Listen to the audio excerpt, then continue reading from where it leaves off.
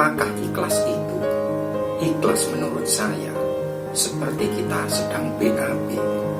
Sesuatu yang kita berikan kepada kloset gak akan mungkin kita lihat, kita hitung, apalagi kita timbang.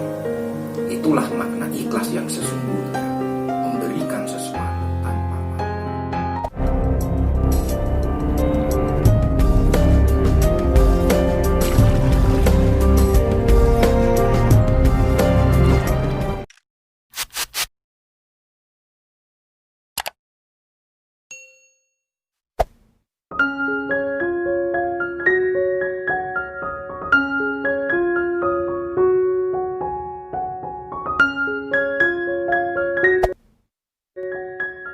Kata ikhlas dan pasrah, itulah yang banyak orang dengar dan dinasehatkan.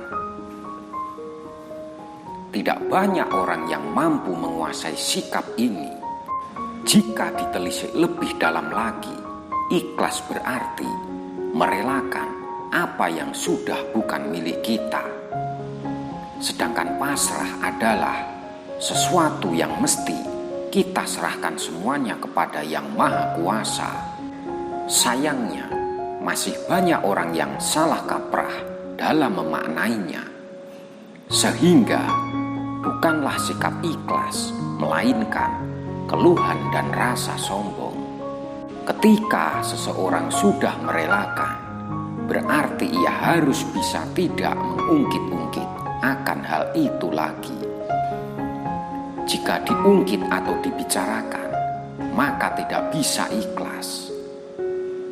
Memang sangat sulit untuk merelakan sesuatu yang sudah pernah kita miliki, namun sekarang sudah tidak lagi. Perlu diketahui bahwa apa yang sedang kita miliki saat ini, hakikatnya bukanlah milik kita. Itu semua hanyalah titipan yang harus kita jaga sebaik mungkin. Ketika Tuhan mengambilnya kembali, maka kita harus rela. Karena pada dasarnya, itu semua dulunya bukan milik kita. Lalu Tuhan pun mencabut titipan yang kita miliki. Maka sudah sewajarnya karena itu, semua adalah miliknya, bukan kepunyaan kita. Inilah yang perlu direnungkan dan ditafakuri. Jika ketidakikhlasan masih melekat dalam diri kita, maka bisa dipastikan hidup kita tak mungkin bisa bahagia. Sebagai contoh, saat kita terbaring sakit, sehingga kita pun tak memiliki rasa sehat, jika kita tak bisa ikhlas dengan rasa sakit yang menimpa kita, justru hal itu akan menjadi sakit yang berlebih karena ada rasa takut, khawatir, dan cemas. Pikiran dan perasaan negatif itulah yang malah menjadikan penyakit kita semakin suka singgah dalam tubuh kita. Begitu juga sebaliknya. Padahal antara sehat dan sakit, hidup kita lebih banyak sehatnya ketimbang sakit. Namun, ketika Tuhan memberikan rasa sakit kepada kita, kenapa kita menjadi tidak bisa menerima? Padahal kita pun bisa menerima diri kita saat kita sehat.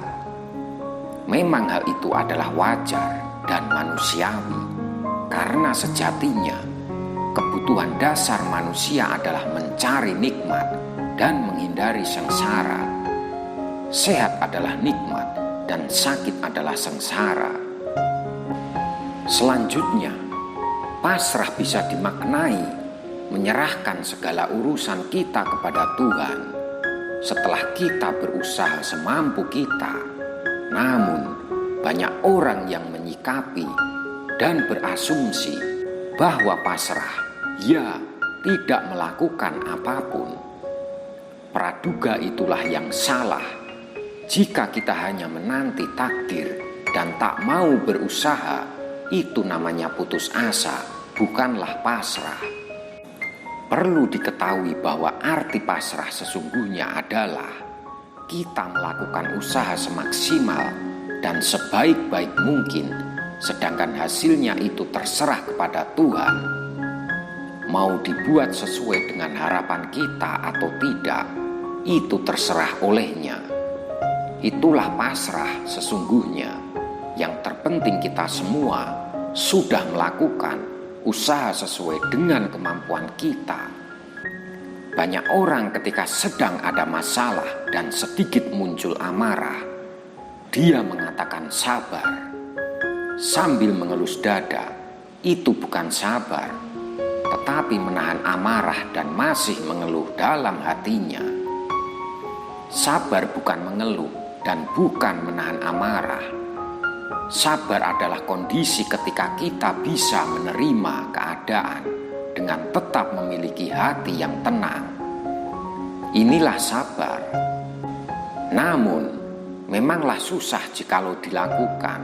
Akan tetapi, ketika tak dilatih, maka hal itu tak akan bisa. Hakikatnya, ikhlas, pasrah, dan sabar sangat berkaitan erat, sehingga nantinya kita bisa menjadi manusia yang bahagia karena bisa mencapai ketenangan. Karena ketenangan bisa menciptakan kebahagiaan, bahkan lebih jauh lagi. Ketenangan bisa menciptakan pula sebuah solusi bagi seseorang yang beragama. Tentunya cara itu bisa dilakukan dengan cara beribadah ataupun berzikir, atau melakukan amalan-amalan tertentu untuk bisa menenangkan hati dan pikiran.